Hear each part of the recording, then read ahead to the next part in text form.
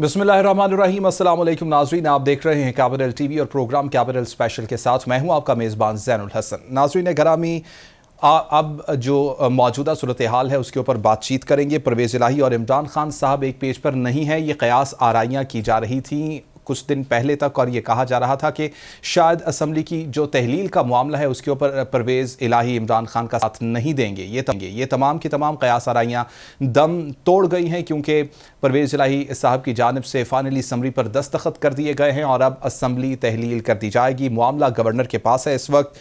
आज के इस प्रोग्राम में कुछ कानूनी पहलुओं के ऊपर भी सवालात करेंगे, ये जानने की कोशिश करेंगे कि क्या पीडीएम जमातों के पास पंजाब असम्बली की तहलील को रोकने के लिए कोई कानूनी रास्ता मौजूद है। साथ ही साथ ये भी सवाल रखेंगे कि क्या पाकिस्तान में तारीख में पहली मरतबा कौमी और सूबाई असम्बलियों में अलहदा इंतखाबात होंगे, क्योंकि पीडीएम की जो जमातें हैं ये चाहती हैं कि सिर्फ पंजाब और KPK असम्बली में इंतखाबात किए जाएँ। अगर असम्बलियाँ तहलील की जाती हैं, पंजाब की असम्बली का मामला तो सामने आ चुका, अब KPK असम्बली की तरफ इमरान खान डेफिनेटली जाएंगे। इसके ऊपर बातचीत करेंगे। मेरे साथ स्टूडियोज़ में मौजूद हैं अब्दुल सत्तार खान साहब, तज्जिया कार हैं और प्रोग्राम्स में हमारे सकते हैं और हमें मौजूदा मुल्की हालात के ऊपर बातचीत करते रहते हैं। इसके साथ साथ आरिफ चौधरी साहब हमारे साथ मौजूद होंगे, सदर इस्लामाबाद हाई कोर्ट बार हैं और इनसे हम कानूनी माहिर के तौर पर बातचीत करते रहते हैं। अब्दुल सत्तार खान साहब, सबसे पहले इस पॉइंट पर मैं आऊँगा, परवेज़ इलाही और इमरान खान साहब के दरमियान बहुत सारी बातें इस तरह से नज़र आ रही थी कि शायद एक पेज पर नहीं है। अब ये बात क्लियर हो गई, ये बात वाज़े हो गई कि परवेज़ इलाही अब असम्बलियाँ डिसॉल्व उनकी जानिब से कर दी गई हैं और असम्बलियाँ डिसॉल्व कर दी जाएंगी। ज़हन, एक तो बात है कि आपके और मेरे दरमियान इख्तलाफात हैं या हमारा मौक़िफ़ में फ़र्क है, तो कहाँ से पता चलेगा कि वाकई इन दोनों के दरमियान मौक़िफ़ में फ़र्क है? आप बोलेंगे, मैं बोलूँगा। क्या सराइयाँ तो वो होती हैं कि दोनों ना बोल रहे हों और फिर क्या सराई जन्म लेती है। अब परवेज़ इलाही साहब कोई और बात कर रहे थे, इमरान खान साहब एक बात पे डटे हुए थे, तो ये दोनों की तरफ से बातें आ रही थी, जिसकी वजह से ये बन रहा था कि दोनों इस एक मसले में ये अलग अलग जगह पे खड़े नज़र आते हैं। अब वो क्या वजह हुई वो ये ख़ुद ही दोनों बताएंगे कि भाई हमारे दरमियान ये चीज़ थी कि मैं असम्बली तहलील करना चाहता था और परवेज़ इलाही साहब कहेंगे कि जी मैं इस वजह से असम्बली तहलील नहीं करना चाहता था, लेकिन हमारे दरमियान कुछ ऐसी चीज़ें तय हुई हैं जिसके बाद मैं इमरान खान के मौक़िफ़ के साथ उनकी मौक़िफ़ की तायद में चला गया। सही, ये तो परवेज़ इलाही साहब कह सकते हैं, इमरान खान साहब कह सकते हैं। ज़्यादा ज़िम्मेदारी बताने की परवेज़ इलाही साहब पर है, क्योंकि वही ये बात करते थे। अगर वो खामोश रहते और वही बात करते जो इमरान खान साहब कह रहे हैं, तो कभी भी मीडिया के मुंह पे, लोगों के मुंह पे बात ही ना आती, क्योंकि वो खुद ही कर रहे थे ना। परवेज़ इलाही साहब यही कह रहे थे, बार बार वो यही कह रहे थे, इस बात की ना सिर्फ तासुर दे रहे थे बल्कि इस बात को बाकायदा इसकी तस्दीक करते चले आ रहे थे कि जनाब मैं जो हूँ, जिसको लोग समझते थे, फिर मीडिया भी वैसे कहता था कि जी मैं असल में तहलील करने के हक़ में नहीं हूँ, लेकिन अगर ये मगर वो और लेकिन करके बात करते। अब तो ये बड़े अच्छी बात है कि परवेज़ इलाही साहब ही इस बात को कर सकते हैं और आने वाले वक्तों में कितनी ऐसी चीज़ें होंगी जिसमें फिर एक मरतबा सियासतदान का एक मसला होता है, सियासी जमातों का एक मसला होता है कि उन्होंने अपनी अपनी जगह पर ना एक मन घड़त सो कॉल्ड किस्म का ना असूली मौक़िफ़ इख्तियार करना होता है। ये बात तो तय है, सियासतदान कोई भी हो, जनूब का हो, मशरिक़ का हो, शुमाल का हो, कहीं का भी हो, उसने एक अपनी तरफ से जो बात, जो मैं इस वक्त बात कह रहा हूँ ना, मैं सिर्फ बात कह रहा हूँ, असूली मौक़िफ़ नहीं है। असूली मौक़िफ़ बिल्कुल डिफरेंट होता है। लेकिन हमारे यहाँ पर सियासतदान ने एक वतीरा बना लिया है, लोग अपनी अपनी जगह पर उसकी बात को अगर असूली मौक़िफ़ समझते हुए उसकी तरफ झुकाव कर लेते हैं, तो ये फिर लोगों की बात है ना कि उनकी क्या मंशा है इसमें। लेकिन ये बात तय है कि सियासतदान के असूली जो मौक़िफ़ होता है ना, वो कभी ज़िंदगी में पाकिस्तान में वो असूली मौक़िफ़ नहीं होता, वो बदलता रहता है। सुबह 9 बजे कुछ और होगा, 12 बजे बदल जाएगा, शाम 4 बजे कुछ और हो जाएगा, रात को सोते वक्त कुछ और हो जाएगा, सुबह उठने के बाद कुछ और हो जाएगा। अब उसके साथ साथ आपको देखा जाए कि एक दिन में इतनी मरतबा असूली मौक़िफ़ तो खैर तारीख़ बताती नहीं है कि एक ही दिन में कुछ 600 करवटें बदलें अपने असूली मौक़िफ़ को, कि आज मैंने हाँ की है तो वो भी असूली मौक़िफ़ है और कल मैंने ना कर दिया तो वो भी असूली मौक़िफ़ है। अब मुझे बताना पड़ेगा कि मेरी हाँ में भी असूली मौक़िफ़ है और मेरी ना में भी असूली मौक़िफ़ है। ये किस तरह का असूली मौक़िफ़ है? ये तो सिर्फ ये कह रहा है कि आप जो बात करेंगे वो सूली मौक़िफ़ हो जाएगा। अब उस पैराये से हट के कि आने वाले वक्तों में अब ये नहीं है, हिजानी कैफियत अपनी जगह पर। पाकिस्तान में एक बात, सत्तार खान साहब, बड़े आपके भी माशाल्लाह ज़राए मौजूद हैं। आपने भी थोड़ी देर पहले ये बात की कि कोई शायद अंडरस्टैंडिंग हो गई होगी कि जो मामलात हमें नज़र आ रहे थे कि शायद परवेज़ इलाही साहब के साथ एक पेज पर नहीं हैं इमरान खान। 20 सीटें बात कर रहा था, कोई बात कर रहा था कि शायद 30 सीटें मांगी जा रही हैं परवेज़ इलाही साहब की जानिब से। आपके ज़राए क्या बताते हैं?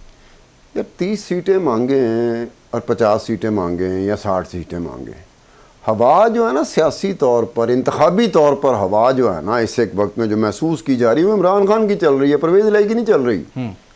परवेज़ इलाही साहब की हवा नहीं चल रही, ये बात तय है। माइनस इमरान खान, हर एक की हवा जो है ना इस वक्त थोड़ी देर के लिए मुअत्तल है, हवा वो चल नहीं रही है। एक इमरान खान की है, उनकी बातें ऐसी होती हैं, लोग उनके साथ जुड़ जाते हैं। अब परवेज़ इलाही साहब हम लोग कैसे ये बात को मान लें या इस बात को उसकी तह तक पहुँच जाएँ कि जब तक कि PTI हाँ उन हलकों में, जिस हलकों में काफली का कैंडिडेट खड़ा हो वो बड़ा मजबूत कैंडिडेट है, ये सारी PTI की सपोर्ट उसको मिल जाएगी।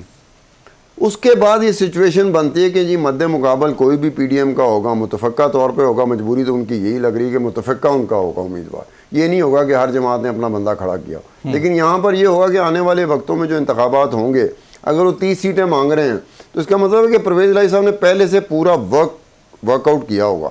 ये नहीं हो सकता कि मुँह चुक के कह दो कि 30 कोई भी सीटें दे दो। उन्होंने बड़ा स्पेसिफिक किया होगा, 20, 30, 40 जितनी भी सीटें होंगी, बड़ा स्पेसिफिक परवेज़ इलाही साहब ने कहा होगा कि जी मैनू ये 20, 25, 30, 35 सीटें चाहिए।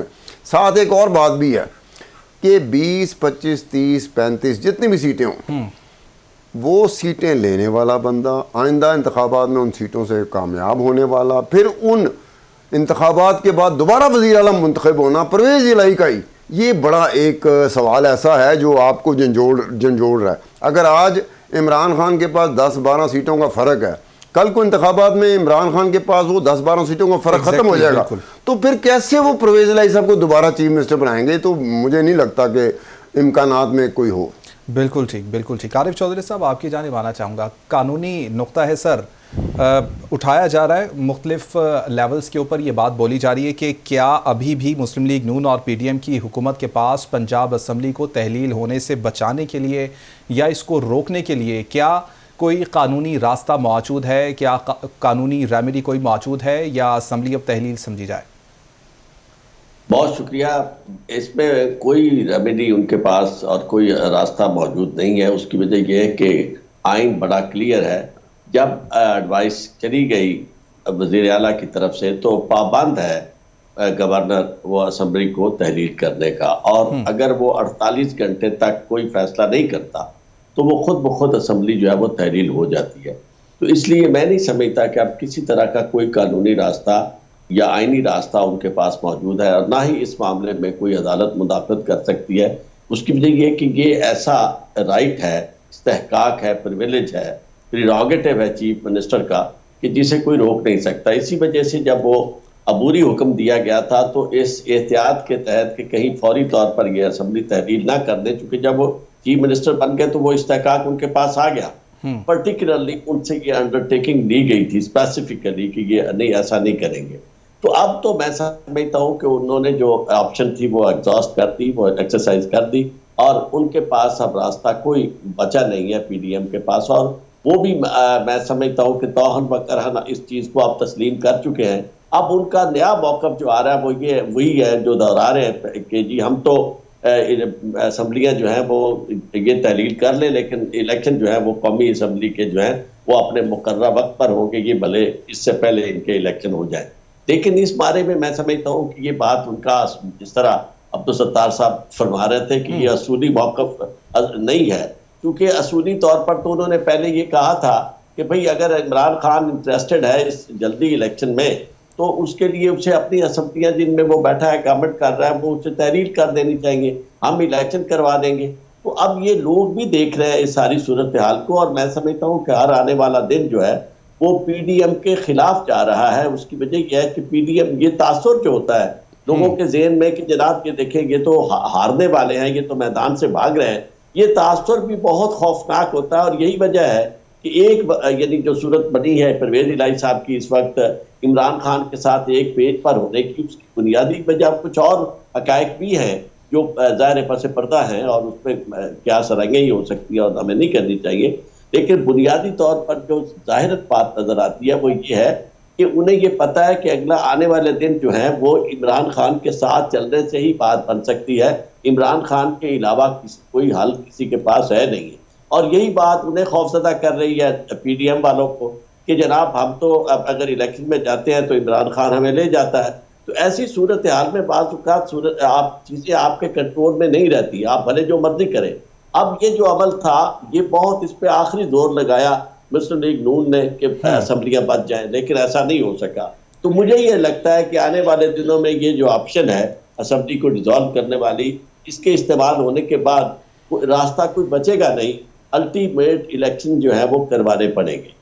आरिफ चौधरी साहब, हमने देखा कि पीडीएम की जानिब से या गवर्नर की जानिब से किसी की जानिब से भी 186 के नंबर पर एतराज़ नहीं किया गया। ये नहीं कहा गया कि नंबर्स पूरे नहीं थे और इस तरह की कोई चीज़ सामने नहीं लाई गई। यथातारण मैं सुन रहा था कि जब उनकी जानिब से प्रेस कॉन्फ्रेंस की गई, उनकी जानिब से ये वोटिंग से पहले की बात मैं आपसे कर रहा हूँ, तो उनकी जानिब से कहा गया जी फ़लाँ मेंबर फ़लाँ जगह पर मौजूद है, फ़लाँ मेंबर फ़लाँ जगह पर मौजूद है।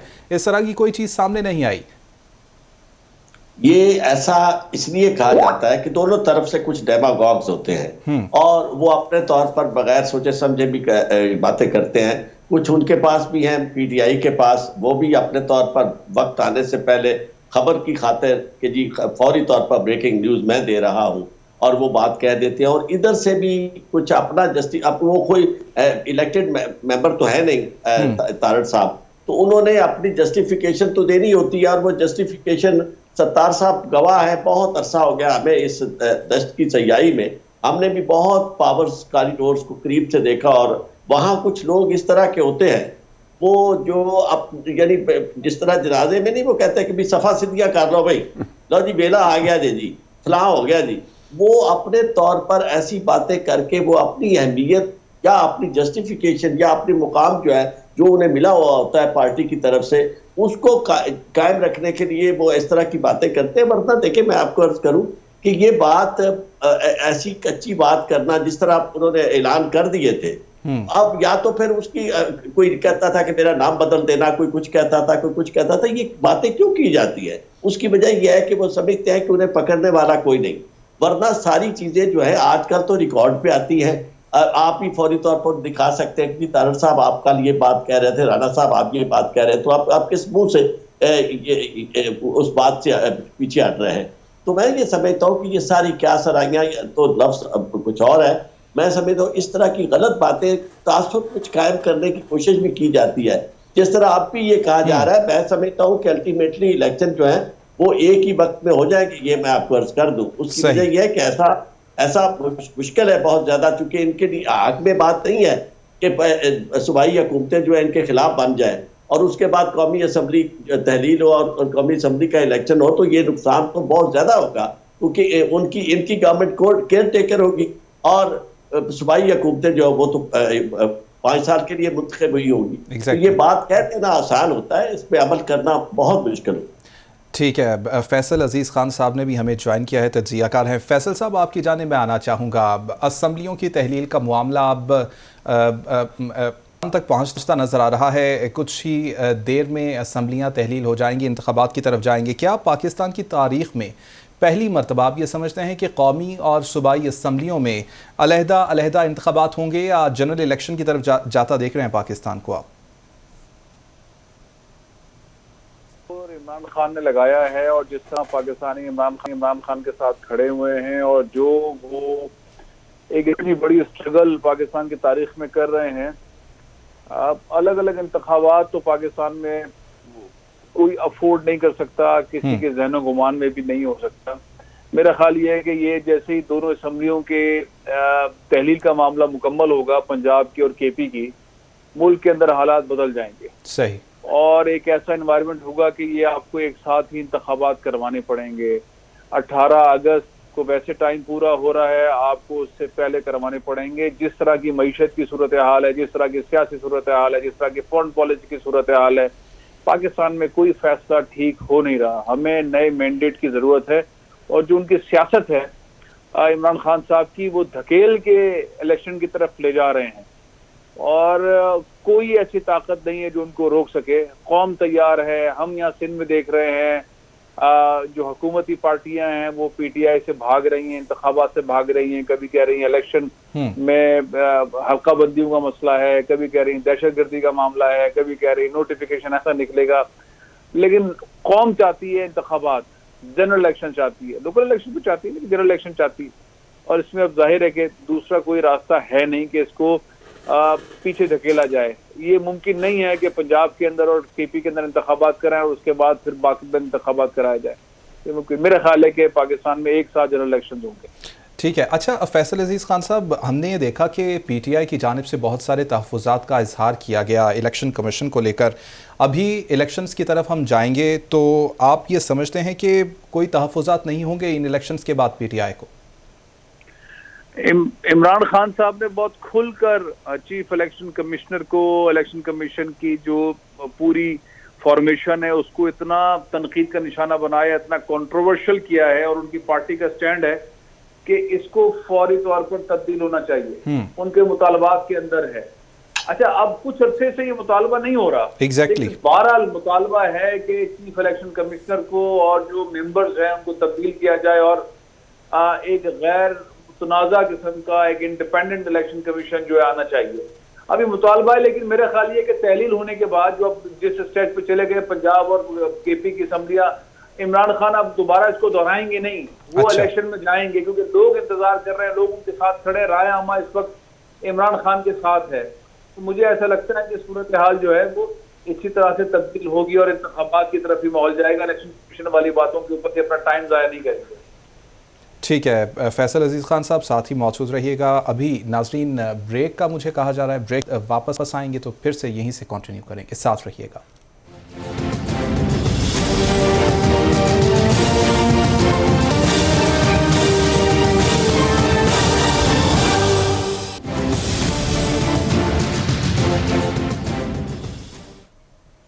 वेलकम बैक नाजरीन। प्रोग्राम में गुफ्तगू का दोबारा से आगाज़ करेंगे। अब्दुल सत्तार खान साहब हमारे साथ मौजूद हैं, आरिफ चौधरी साहब हमारे साथ मौजूद हैं, फैसल अजीज़ खान साहब हमारे साथ मौजूद हैं। सत्तार खान साहब, आपकी जानिब आना चाहूँगा। आज एक बड़ी इंटरेस्टिंग सी बात की है इमरान खान साहब ने। इमरान खान साहब कहते हैं कि मुझे ये लग रहा है कि कुछ ही अरसे के अंदर काफ लीग पीटीआई में शामिल होगी। शुजात साहब के होते हुए सर ये मुमकिन होता नज़र आ रहा है आपको? नहीं, उन्होंने परवेज़ इलाही साहब को कहा कि शुजात को कहा? उन्होंने काफ लीग के मुतालिक बोला है। तो काफ लीग के मुतालिक उन्होंने परवेज़ इलाही की काफ लीग कहा होगा ना। उन्होंने ये तो नहीं हो सकता कि उन्होंने चौधरी शुजात हुसैन की काफ लीग का कहा हो या चौधरी शुजात हुसैन और परवेज़ इलाही की काफ लीग का कहा हो। उन्होंने सिर्फ काफ लीग वो कही होगी जो कि परवेज़ इलाही की काफ लीग है। ये इसके बारे में उन्होंने बात की, उन्हें पता होगा। मिलते जुलते वो हैं, मैं तो नहीं मिलता, ना मैं इमरान खान साहब को मिल सकता हूँ, ना परवेज़ इलाही साहब को मिल सकता हूँ। तो ये दो जो मिलने वाले हैं, ये इस मामले में बेहतर कह सकते हैं कि इमरान खान साहब कहते हैं कि यूँ शामिल हो जाएंगे। अब वो शामिल हो जाएंगे तो उसकी एक ही सूरत निकलती है कि फिर आपके लिए आने वाले वक्तों में अगर इंतखाबात जीत जाते हैं और परवेज़ इलाही की काफ लीग शामिल हो जाती है पीटीआई में, तो फिर ये हो सकता है कि वो चीफ मिनिस्ट्री के चक्कर में, वज़ीर आला होने के चक्कर में शायद वो काफ लीग अपनी काफ लीग को लेके पीटीआई में शामिल हो जाएं। और उसमें ये भी नहीं पता कि आने वाले वक्तों में कितनी उस चीज़ की पासदारी हो सकती है, क्योंकि परवेज़ इलाही साहब के साथ पहले एक दफ़ा हाथ हो चुका है कि वो 97-96 में जब इलेक्शन जीते थे ना मुस्लिम लीग नून ने, तो वादा था परवेज़ इलाही साहब के साथ कि ये 97 में जो असम्बली पंजाब असम्बली बनी थी, पंजाब का वज़ीर आला बनेगा परवेज़ इलाही साहब। लेकिन आखिरी वक्त में जब इंतखाबात हो गए, सीटें आ गई, टका गए, धड़म सीटें आ गई, उन्होंने चुप परवेज़ इलाही को स्पीकर पंजाब असम्बली बना दिया और शहबाज शरीफ को चीफ मिनिस्टर बना दिया। तो परवेज़ इलाही साहब को ये भी ज़हन में रखना चाहिए कि आने वाले वक्तों में सियासी तौर पे जो सियासतदान होता है, जिसकी सियासी जमात होती है, जो पाकिस्तान में सियासत कर रहा होता है, यार उसका बदलना आपकी तरह मेरी तरह नहीं होता कि मैंने आपको कहा कि जब आप फारग होंगे तो मैं आपको घर ड्रॉप कर दूंगा। तो मेरे लिए बहुत मुश्किल होगा उस बात से निकलना कि मैंने आपसे कहा है कि मैं आपको घर ड्रॉप कर दूंगा। लेकिन सियासतदान के लिए बड़ा आसान होता है कि वादे तो करते रहते हैं एक दूसरे के साथ। अपने अपने मतलब की वजह से कोई ना कोई प्रॉमिस इन्होंने किया होता है, वादे किए होते हैं, वो वादे का आखिरी दम तक उसको सहार के लेके जाना, ये सियासतदान के बस की बात नहीं होती। कल कल को कुछ सिचुएशन ऐसी बन जाती है, इमरान खान को अगर पंजाब में सूट करता है तो उस्मान बुज़दार सूट करता है, कि चाहे इस्टेब्लिशमेंट भी कुछ कह रही हो, खुद पीटीआई के अपने बंदे कह रहे हो, लेकिन इमरान खान जुड़े हुए थे उस्मान बुज़दार के साथ। उस्मान बुज़दार एक ताबेदार किस्म का वज़ीर आला है, ताबेदार किस्म का वज़ीर आला आपको भी गालबन चाहिए होगा, मुझे भी चाहिए होगा, लेकिन ऐसा वज़ीर आला नहीं वो पसंद करेंगे जो वज़ीर आला अपनी भी करनी शुरू कर दे, वो सख्त नापसंद होता है। और ख़ास तौर के जिस टेम्परामेंट, जिस तबीयत, जिस मिजाज के इमरान खान साहब हैं, उस मिजाज, उस टेम्परामेंट, उस तबीयत में ना वज़ीर आला परवेज़ इलाही जैसा नहीं सूट करता, उस्मान बुज़दार जैसा वज़ीर आला सूट करता है। खान साहब, आपकी बात से यूँ लगता है कि शायद इमरान खान साहब आइंदा वज़ारत आला के लिए परवेज़ इलाही को मुंतखब करते हुए सोचेंगे ज़रूर एक दो मरतबा? नहीं सोचेंगे, सोचना चाहिए, उनके मामला है ना, मेरे मामला तो नहीं है, लेकिन एक साथ ये भी चीज़ देखनी चाहिए कि किसने किसको मजबूर किया। क्या इमरान खान ने ये जो तहलील हुई है, या तहलील का उन्होंने कह दिया है कि परवेज़ इलाही साहब ने, तो वो उनकी मजबूरी थी, या परवेज़ इलाही साहब जिस एक्सटेंट तक जाना चाहते थे, अगर वो इस एक्सटेंट तक ना जाते, अगर वो ये बातें ना करते, अगर वो ओपनली, वेरी ओपनली, मतलब ये नहीं हुआ कि इशारे कनाइयों में बात हुई हो जहाँ से मीडिया ने गेज किया और उसके बाद वो आ गए, वो बड़ा ओपनली, बड़ी वजाहत के साथ ये बात करते रहे कि तहलील के हक़ में वो नहीं हैं। बहरहाल वो तहलील पे आ गए। अब वो तहलील पे आए हैं, तो आने वाले वक्तों में जब कभी भी ये चीज़ होगी, क्योंकि आने वाले वक्तों के जो इंतखाबात होंगे ना, वो पिछले इंतखाबात से मुख्तलिफ ही होंगे बहरहाल, क्योंकि उसके नताइज के बारे में गालबन ना पीडीएम मुत्तफिक होगी, ना पीटीआई मुत्तफिक होगी, और ना हम जैसे बंदे जो टीवी पे आके बैठते हैं ना, हमने भी अपनी तरफ से शुरू कर देना काम कि जनाब ये सही नहीं हुए, ये फलाना नहीं हुए, और ये विदाउट रियलाइजिंग कि क्या हमारे पास वो चीज़ है जो हम अदालत में लेके जा सकें कि जनाब हमारे पास ये बड़े ठोस शवाहिद हैं जिसको अदालत मानती है। आरिफ चौधरी साहब मेरी बात को समझ रहे होंगे कि अदालतें इस तरह की नहीं होती कि बातों को मान लें। अदालत ने कहना होता है कि जनाब आपकी बात जैसी भी हो, हमें तो वजाहत के साथ ठोस शवाहिद चाहिए, सबूत चाहिए। तो वो उसमें आने वाले वक्त का जो इंतखाबात है ना, उसमें तो भाईजान वो अगर वो कहते हैं 2/3 से 3/4 पे चले गए इमरान खान साहब, अब 2-3/4 जो छोड़े पड़े, अगर 2/3 भी नहीं मिलती, आने वाले वक्त के बारे में कोई कुछ नहीं कह सकता। अगर वो नहीं मिलती और वो सिचुएशन नहीं बनती जिसमें अपनी पसंद का या अपनी वजाहत के साथ, जैसे नून लीग के साथ होता रहा, 2 उनकी हुकूमतें आईं और पंजाब में शहबाज शरीफ साहब हुकूमत करते रहे, एक ब्रूटल मेजॉरिटी उसे कहा जाता है कि ब्रूटल मेजॉरिटी थी, परवाह नहीं थी एमपीए मेरे साथ है कि नहीं है, इसकी तो मजबूरी है, मेरे साथ रहेगा। आज शहबाज शरीफ साहब जाके एक इत्तेहादी हुकूमत में बैठे हुए हैं जहाँ ज़रूरत है एक एक बंदे की वैल्यू, एक एक एमएनए की बड़ी वैल्यू है, एक एक सियासी जमात की बड़ी वैल्यू है, जो इससे पहले शहबाज शरीफ साहब के तजर्बे में नहीं आई थी। शहबाज शरीफ साहब दो मरतबा चीफ मिनिस्टर पंजाब के रहे हैं, वो तो बड़े ठाठ के साथ रहे हैं। एमपीएस की तो बड़ी मुश्किल से कोई 135वां दिन होता था कि उसने 135 दिन हो गए थे, दरख्वास्त की होती थी परवेज़ इलाही शहबाज शरीफ साहब से, तो उनको मिलने का मौका मिल जाता था। ये तो है आज का दौर वो चल रहा है कि जिसमें शहबाज शरीफ साहब मेरे ख्याल में खुद जाके मिलते होंगे, बजाय कि वो आके घर में मिलें, एमएनए मिलें या सियासी जमातों के सरबराह मिलें। शहबाज शरीफ साहब लगता है खुद जाके मिलते होंगे। तो इस तरह की सिचुएशन हर एक सियासतदान, चाहे वो इमरान खान हो, नवाज शरीफ हो, शहबाज शरीफ हो, जरदारी हो या बिलावल भुट्टो साहब, आने वाले वक्तों में हर कोई ये चाहेगा कि उसका इन्हिसार दूसरी जमातों पे कम अज़ कम होना चाहिए। उनकी अपनी इतनी अक्सरियत होनी चाहिए कि ये ना हो कि जैन की भी मिन्नतें की जा रही हैं, जैन सत्तार खान की मिन्नत कर रहा है, सत्तार खान आरिफ चौधरी की मिन्नत कर रहा है, आरिफ चौधरी साहब फैसल की मिन्नतें कर रहे हैं, हम सारे एक दूसरे की मिन्नतें कर रहे हैं। इत्तेहादी हुकूमत ऐसी होती, कमज़ोर हुकूमत इसे कहते हैं, कि आप लामाला अपनी पॉलिसियों को भी कुर्बान करते रहते हो कि यार ये मेरे साथ इत्तेहादी जमात है, मैंने इसको भी साथ लेके चलना है, क्योंकि इसको साथ लेके ना चला तो दरम तख्ता हो जाएगा। अब ये बात कि आने वाले वक्तों में किसी एक फरीक को, ख़ास तौर पे इमरान खान साहब को, उनकी पीटीआई को, क्या 2/3 3/4 अक्सरियत मिल सकेगी या नहीं। अगर अक्सरियत नहीं मिलती तो भी फैसल एक बात कह रहे थे कि जी वो ये कहना कि चीफ इलेक्शन कमिश्नर का ये कहना कि उसके बारे में अब वो बात नहीं करेंगे, वो जो ही इंतखाबात होते हैं, एक दो सीटों पे कोई ऐसी चीज़ हो जाए, इमरान खान बाउंस बैक करेंगे, वापस उसी जगह पे चले जाएंगे, क्योंकि उनकी पसंद का रिज़ल्ट नहीं आ रहा होगा, उनकी पसंद का नतीजा नहीं आ रहा होगा, वो फ़ौरन से पहले जाएंगे। कोई भी सियासी जमात होगी, उन्होंने यही किया। हमने आज तक यही देखा, पाकिस्तान में रहते हुए यही देखा, जब भी कोई इंतखाबी नताइज आते हैं, हारने वाले ने कभी तस्लीम ही नहीं किया। ये कैसे हो सकता है? अब आपका हमसाया मुल्क है हिंदुस्तान, मुझे बार बार हिंदुस्तान की मिसाल इसलिए देनी पड़ती है कि कंपैरिजन हमारा हिंदुस्तान के साथ ही बनता है। हिंदुस्तान में आज तक केयर टेकर हुकूमत नहीं रही, केयर टेकर हुकूमत तो पूरी दुनिया में नहीं रही, माँ सिवाय 3, 4, 5, 6 मुल्क होंगे पाकिस्तान की तरह के जहाँ केयर टेकर निगरान हुकूमत होती है। निगरान हुकूमत का मतलब होता है शर्मिंदगी, पूरी दुनिया के सामने हम शर्मिंदा होते हैं। जहाँ जहाँ जिन जिन मुल्कों में निगरान हुकूमत बनती है वो शर्मिंदा होते हैं कि जनाब आप कैसी हुकूमत है। पूरी दुनिया में देख लें, जिसका टेन्योर है उसके टेन्योर ही में 5 साल का टेन्योर है, 5 साल मुद्दत पूरी करेंगे और वही जमात हुकूमत वही हुकूमत में रहेगी और इंतखाबात कराएगी, और उसके बाद अगर इंतखाबात का कोई भी नतीजा आता है वो हारते हैं तो हार मान लेते हैं। हिंदुस्तान में कई मरतबा हो चुका है। जीतने वाली पाकिस्तान में हारने वाला हार नहीं मानता, और यही नहीं, लेकिन इसमें पॉइंट है ना, हुकूमत मेरी है ना, तो मेरी हुकूमत के दौरान इंतखाबात हुए, मैंने मान ली अपनी हार, मैंने मान ली, मैं हुकूमत में था, मैंने मान ली कि हो सकता है कि वोटरों को मेरी कोई बात पसंद ना हुई हो, मैं आइंदा कोशिश करूंगा कि जो बात मेरे वोटरों को पसंद नहीं आई उनको मैं किसी तरह ख़त्म कर सकूं, ताकि अगले इंतखाबात में मेरे वोटर मुझे वोट दे सकें, अब वोट बैंक बेहतर हो सके।